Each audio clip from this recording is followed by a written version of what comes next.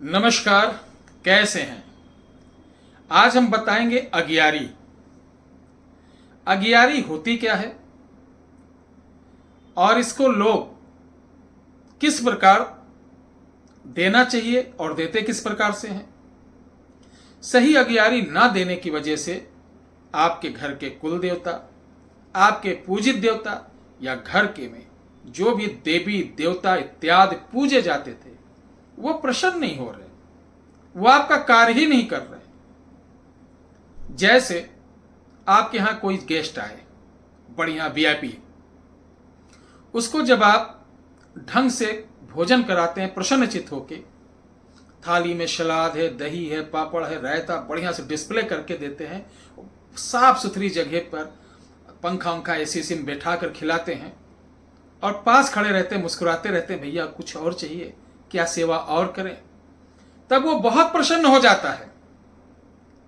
जाने के बाद भी बोलता है भैया वहां गए, बहुत सेवा हुई, बहुत अच्छे ढंग से खिलाया। और यही आप इंतजार करिए, एक दो सब्जी ऐसे आके थाली पटक दिया और वो बंदा अलग चला गया, आप खा रहे हो, कोई पूछने वाला नहीं कि एक रोटी और चाहिए, एक पूड़ी और चाहिए या कुछ और चाहिए कि नहीं। तब आपको पीड़ा होगी, कहोगे कि बहुत दरिद्र लोग हैं जो ढंग से मेहमानों को खिलाते भी नहीं। यही हिसाब भोग और अगियारी का भी होता है। देखिए, कई लोगों ने प्रश्न किया कि गुरु जी अगियारी और हवन में क्या फर्क है। देखिए, हवन विशेष संकल्पित प्रायोजन के बाद जो दिया जाता है अग्नि में, उसे हवन कहते हैं। हवन के नियम अलग हो जाते। अगियारी द्वारा हम अपने उस आराध्य को, उस पूजित देव को, उस अपने पितरों को, अपने गणों को भोजन पहुंचाते हैं। अब कहेंगे गुरु जी कि भोजन अग्नि अगियारी में डालने के बाद वो तो धुआं धुआं होने लगता है, जलने लगता है, धुआं होता है, तो वो कैसे पाते हैं? बिल्कुल सही।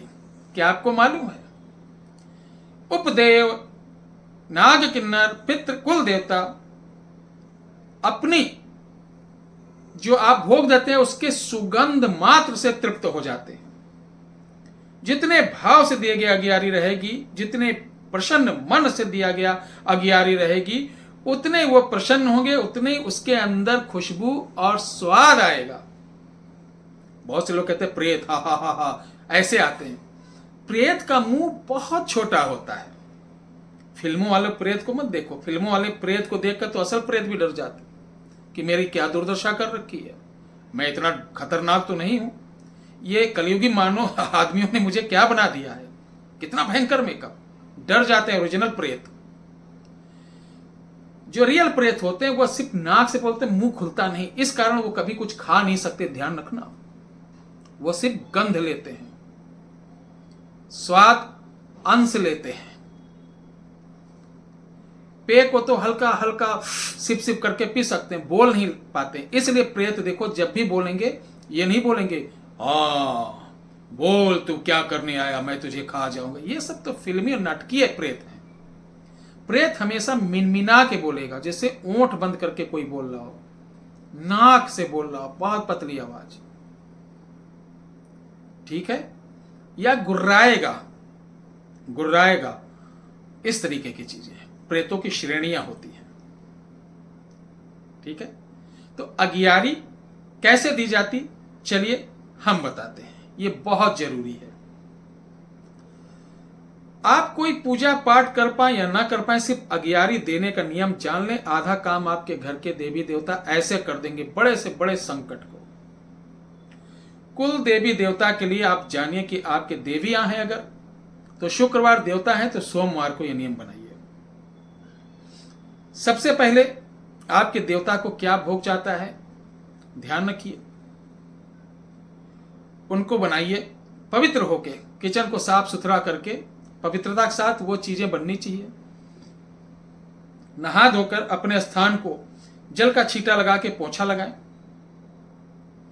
जितने देव हों उनकी अलग अलग एक एक बालिस्ता छोड़कर एक पत्तल रखें, जैसे ये पत्ता है नहीं, पत्ते का ही पत्तल रखें। सबसे पहले उस पर एक पान, 2 लौंग, 2 इलायची सब पर रख दें। उसी के बगल अब गाय के उपले के, ध्यान रखिए कभी भैंस के उपले पर अगियारी नहीं दी जाती है। जिस प्रकार हवन पत्थर पर बैठकर, पत्थर पर नहीं की जाती है, हवन का विधान है, उसी प्रकार अगियारी भैंस के कंडे पर नहीं, उपले पर नहीं दी जाती है, गाय के उपले पर। अब कहेंगे गुरुजी आजकल तो पता नहीं चलता, कैसे पता चले? ये भी बात सही है, हम लोग नहीं पता लगा पाते हैं कि किस चीज का मार्केट में मिलने वाला। तो गाय कहीं पली हो, गौशाला में जाके आप गोबर ले आइए, उसको छोटा छोटा छोटा इतनी टिकरी बनाकर सुखा लीजिए, उससे कर सकते हैं।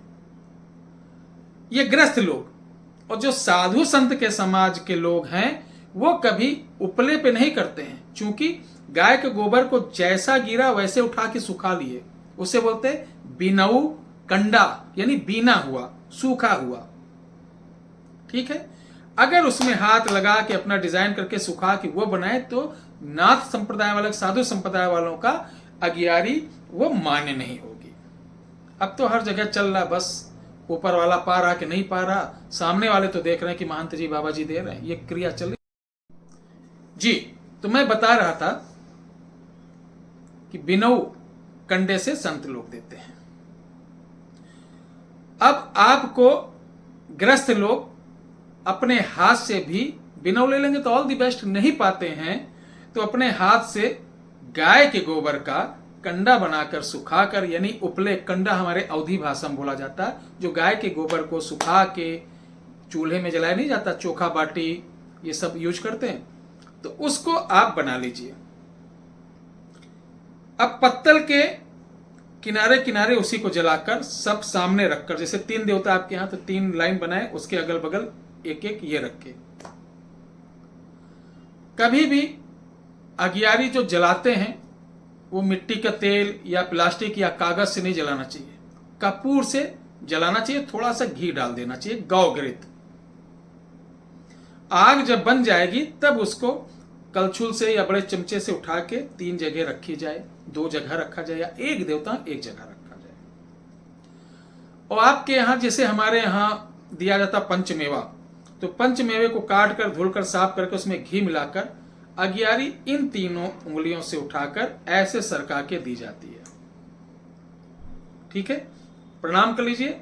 सबसे पहले अगियारी देने के लिए अग्नि रख दिए, सारा कुछ पूजा पाठ के लिए उनकी भेंट दिए, पूजा आरती होने के बाद अगियारी के लिए आप तैयार हैं, प्रसन्नचित होकर अपना उनका वाहन करिए। ज्ञात अज्ञात हमारे कुल देवी देवता जो भी हो, मैं यथाशक्ति जो बन सक रहा आपका भोग दे रहा हूं, आके ग्रहण करिए और मेरे कुल कुटुंब को धन धान से परिपूर्ण रखिए, समस्त बाधाओं से मुक्त करिए।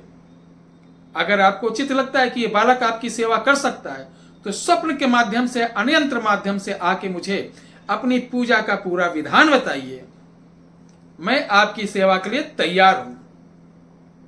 यह बोलने के बाद आप 5 या 7 बार उसमें जैसे हवन देते वैसे अगियारी दीजिए। शुद्ध जल हाथ में लेके अगियारे की चारों तरफ ऐसे जल दिया जाता है, प्रणाम किया जाता है। प्रणाम करने के बाद आप अपने परिवार, अपने कुल के रक्षा के लिए जो भी आपको मांगना हो प्रणाम करिए और बोल लीजिए कि हे हमारे देव, हमारे बाबा दादा काल से जो भी हैं, जिनको मैं जानता हूं नाम, वो भी और नहीं जानता हूं उनको भी मैं दे रहा हूं। जरूरी नहीं कि आपको नहीं मालूम है। बहुत से लोग कहते हैं कि गुरुजी मुझे मालूम नहीं कि मेरे कुल देवता कौन है, मेरे कुल देवी कौन है। देखिए, कुल देवी कुल देवता चक्कर में बहुत सारे लोग गड़बड़ इसलिए चूंकि उनके बाबा दादा उनको बताए नहीं। अब हमसे पूछ रहे हो, हर राज्य का अलग अलग होता है। जैसे राजस्थान में अलग है, उत्तर प्रदेश में अलग चल रहा है, बिहार में अलग चल रहा है। आप किस जात के हैं, किस गोत्र से हैं, आपके गोत्र से कौन देवता पूजे जाते हैं। आप पता चला अपने घर में थे, आपके ननिहाल में कोई भी नहीं था, आपके पापा ने वहां की प्रॉपर्टी पाई, पूरा परिवार सहित वहां चला गया, तो अब वहां के देवता हो गए और आप पूज रहे हो अभी अपने यहाँ के, तो परेशानी ये भी हो जाओगे कि धन पाए ससुराल का, पत्नी सहित रहे ससुराल में और पूज रहे हो अपने पूर्वजों को। तो इस ससुराल के रहने वाले जिनकी प्रॉपर्टी आपको मिला, यहाँ के कुल देवता पितृ देवता आपको हमेशा परेशान रखेंगे। इसीलिए देखिए, जो बहुत से लोग प्रॉपर्टी पा जाते हैं अपने रिश्तेदारों की, जिसे गोद ले लेते हैं या जिनका कोई ने उनको ले लिया जाता है, तो वो उस कुल के देवी देवताओं की पूजा ना करके वो अपने कुल के देवी देवताओं की पूजन करते हैं। इसीलिए वो परेशान रहते हैं। फिर तांत्रिकों के पास जाते हैं, फिर वो बताते हैं तुम्हारे यहाँ बेटा कोई बहुत दिन पहले अकाल मृत्यु हुई थी, तुम्हारे घर से थोड़ी ही दूर पे तुम्हारा शत्रु रहता है जो तुम्हें देखना नहीं चाह रहा है, दिन रात तुम्हारे पीछे पड़ा रहता है, सोचते बहुत काम बहुत कम होता है, दिल के बड़े अच्छे हो लेकिन लोग तुम्हारे साथ बुरा करते हैं। यही 10-5 जैसे जमूरे लोग बोलते हैं, वही बताएंगे। और फिर आप कहोगे बाबा इसका उपचार क्या? बेटा कुछ सामग्री आएगी मार्केट से, इसको लिखे देता हूँ, जो समझना दक्षिणा दे देना। फिर असली गेम बाबाओं का चालू होता है। आपका कष्ट तो वहीं बना रहेगा, इनका मामला और अच्छा हो जाएगा। तो बहुत इजी है।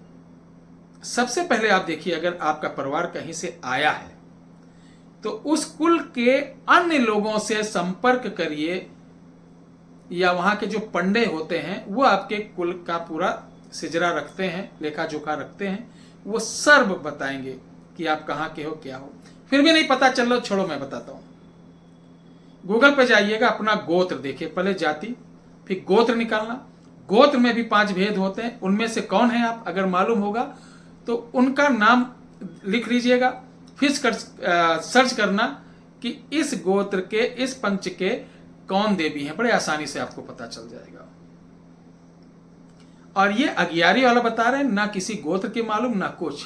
इसको लगातार 5 शुक्रवार 5 सोमवार करोगे, खुद आपको पता चल जाएगा कि मैं कौन हूं, कब से हूं आपके यहां, मुझे कैसे पूजा दो, कैसे आपके घर की तरक्की होगी, आपके साथ क्या होने वाला है, आगे क्या होगा, दूसरों के साथ क्या होने वाला, सब बताएंगे।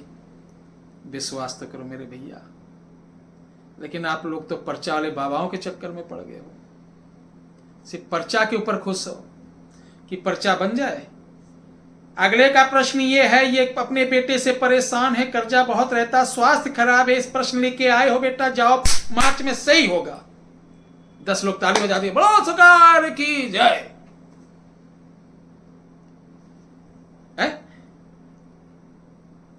अच्छी बात है, पर्चा बनना चाहिए, अच्छी बात है, भला भी होना चाहिए, ये भी होना चाहिए। ठीक है, जिस दिन आप अपने बारे में जान जाएंगे, जिस दिन अपने कुल देवता को समझ जाएंगे, जिस दिन अपने 7 पिंड मतलब कुल देवता, पितृदेवता, स्थान देवता, यक्ष देवता और देवहार और ग्राम देवता, इनको समझ जाएंगे, कहीं भागने की जरूरत नहीं पड़ेगी। और सोचो कि बगैर हम कोई काम धाम किए हम रोग से मुक्त हो जाएं और हमारे पास बहुत सारी सुविधाएं हो जाएं, तो दुनिया का कोई बाबा नहीं है जो किसी को सही कर दे। आपको अपनी लड़ाई खुद लड़नी होगी, चलना होगा। सफर लंबा है, थोड़ा मेहनत कर लो मेरे भाई, मंजिल आपको मिल जाएगी, ये वादा है। बहुत बहुत धन्यवाद।